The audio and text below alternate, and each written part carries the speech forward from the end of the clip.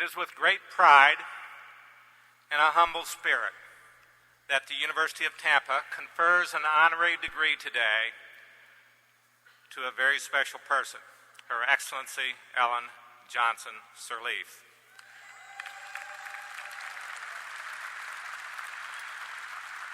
This is being done on a day that has been proclaimed by the Mayor of Tampa as President Ellen Johnson Sirleaf Day.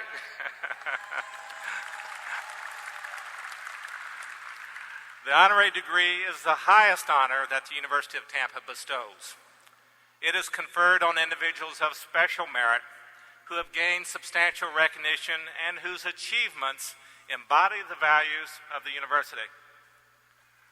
Her Excellency will join a prestigious group of individuals that the university has recognized since it awarded its first honorary degree to the founding president of the University of Tampa.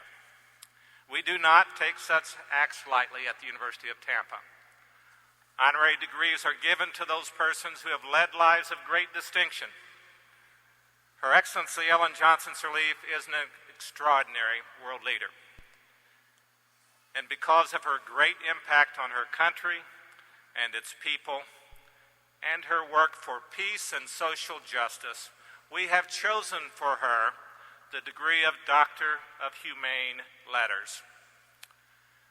As words cannot adequately convey Her Excellency's contributions, I ask that you focus your attention on the screens so that we can share through video Her Excellency Ellen Johnson Sirleaf.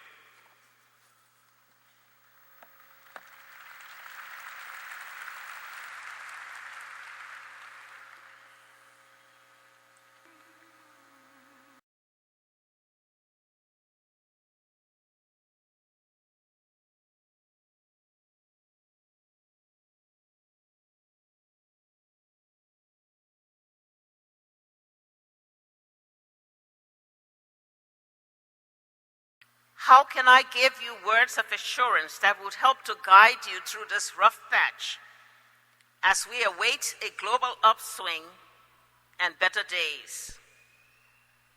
After all, I should be an expert in positive thinking.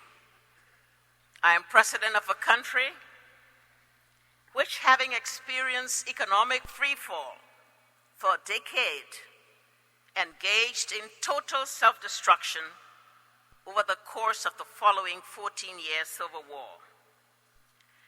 Today, against all odds, we are emerging from this dark path with clearly visible signs of economic reconstruction and national renewal.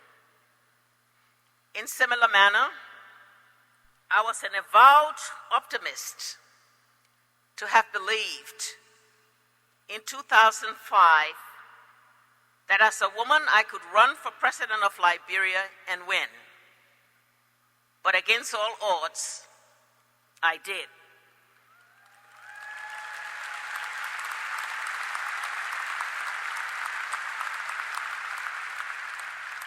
Becoming Liberia's and Africa's first democratic elected woman president.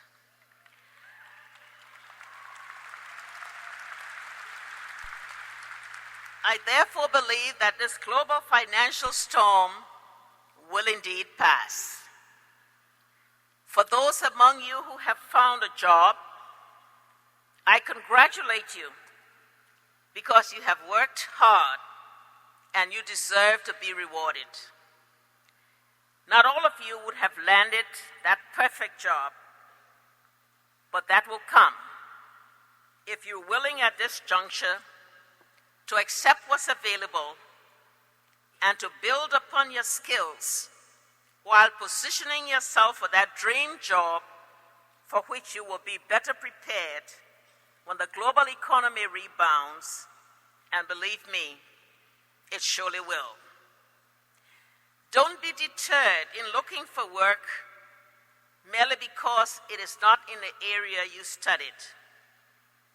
Look upon such positions as stepping stones that will get you to that great job.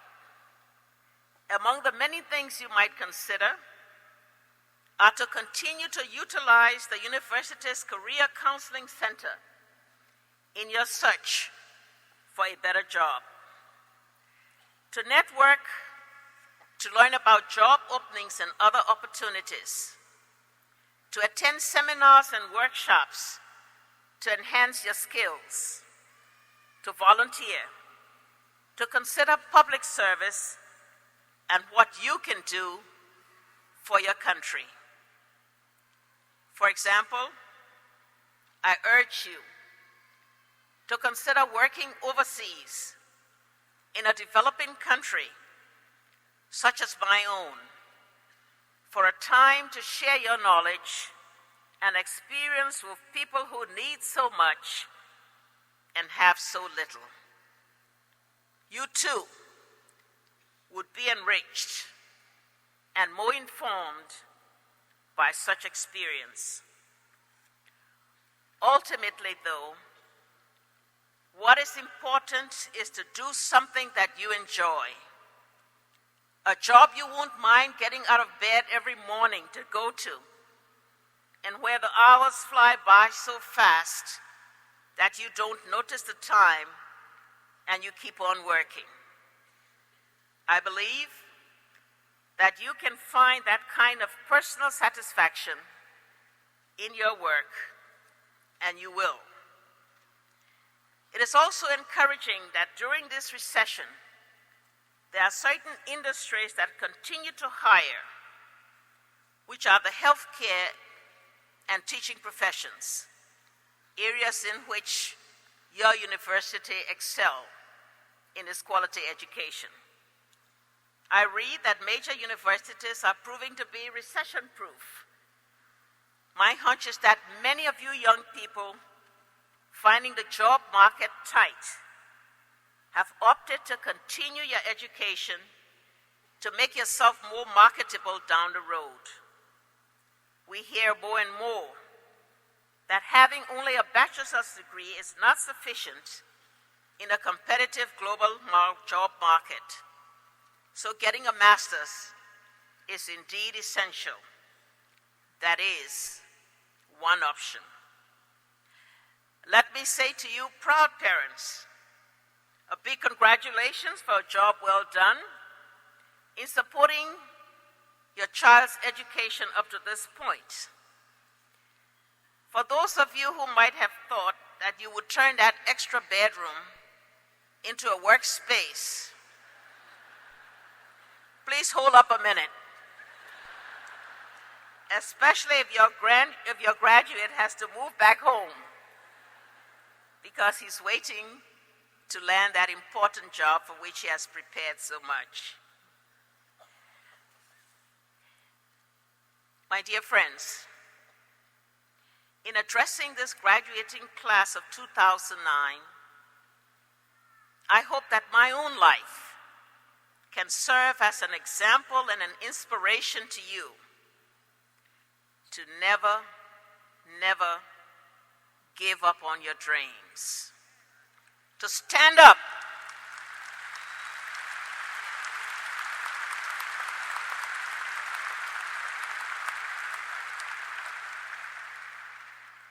To stand up for what you believe in.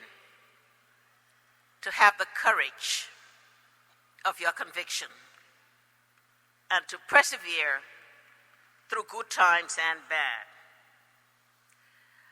By the time of the age of many of you undergraduates, I was already married, straight out of high school, and was well on my way to becoming the mother of 4 young sons, with what one might have thought, no future in sight.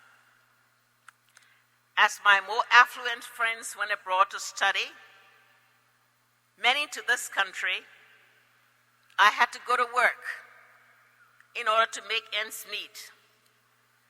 First as a secretary, as an accountant assistant at a garage. I worked and raised my sons and was depressed about my future. Surely I thought this would not be the end for me.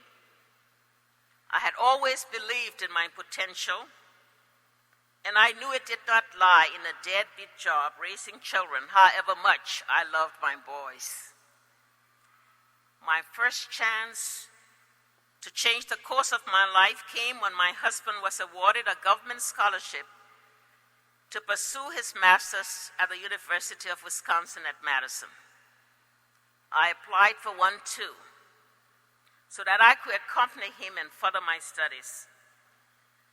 My mother and I pleaded and begged for a scholarship until finally one was granted, and I was able to study business at the Madison Business College, starting in the fall of 1962. I've just given out my age. We struggled. I waited on tables, kept records in a muffler shop to make ends meet, and then returned home and took a job to which I committed everything to succeed. A few years later, another door opened for me, the chance to earn a master's degree in public administration at Harvard Kennedy School of Government. More difficulties, more position, and gladly, more milestones followed.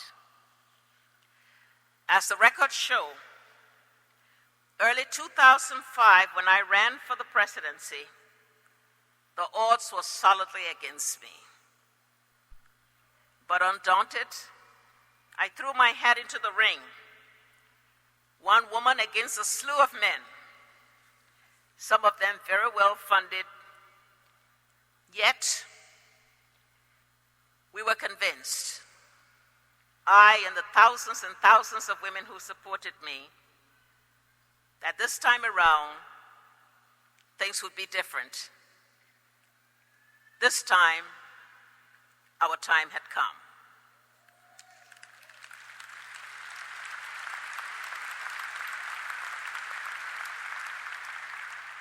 I polled second in the voting on election day 2005. With no clear winner, a runoff was held.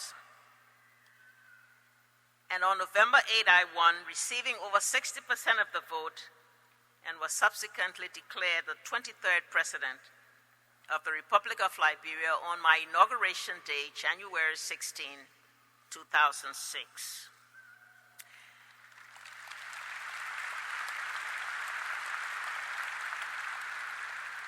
In Liberia today, things are looking up, and the bad news is beginning to change.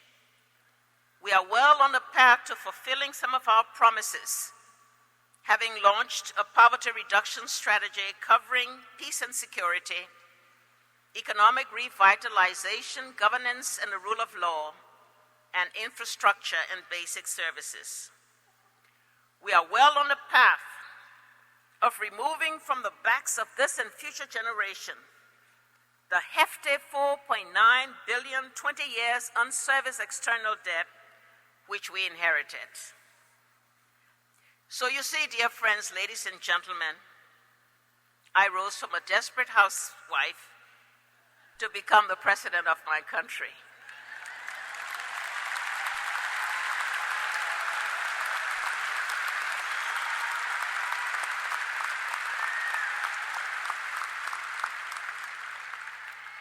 Do you see what I mean about never giving up on your dreams? Persistence, perseverance pays off. You can indeed achieve your noble goals. Mine has been a remarkable journey in a country and a continent where no woman had ever succeeded to such height. I had a dream. I did not give up.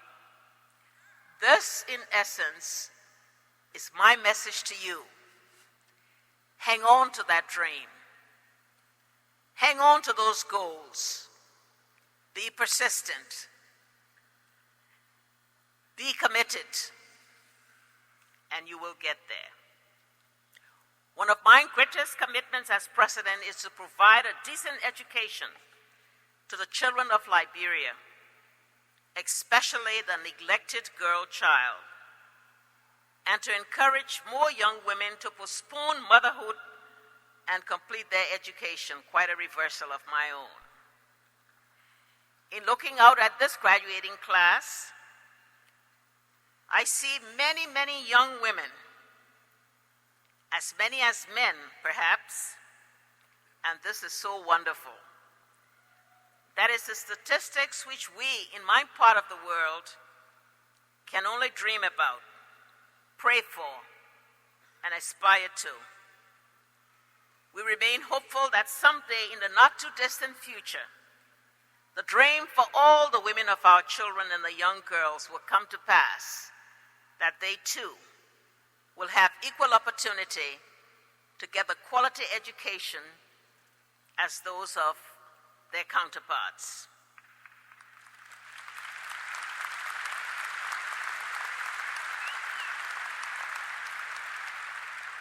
You, the 2009 graduates of the University of Tampa, are blessed and fortunate to live in a country of bounteous wealth and boundless opportunities. Always remember that even when times seem tough, a revolutionary change is taking place in your lives. After today, some of you may no longer be classified as students.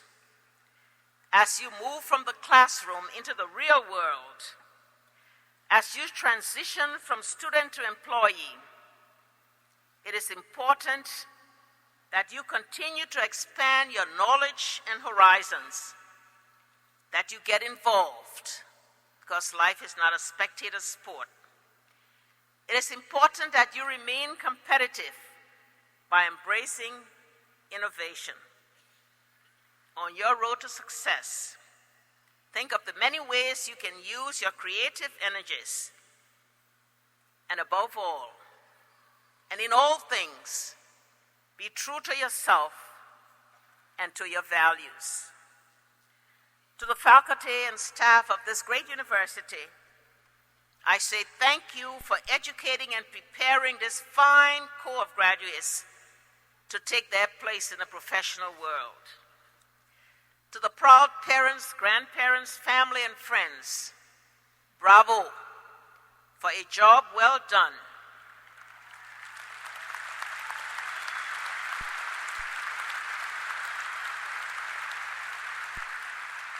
In providing the financial and emotional support for your children by helping them to reach this high point in their educational journey. I know exactly how you feel today and can empathize because as a parent and a grandparent, I've been there too. Finally, I salute you, the 2009 graduates of the University of Tampa, and I wish for you a successful and productive life in your chosen path. Take that journey, get the best of it, and be what you have prepared yourself to be. Congratulations.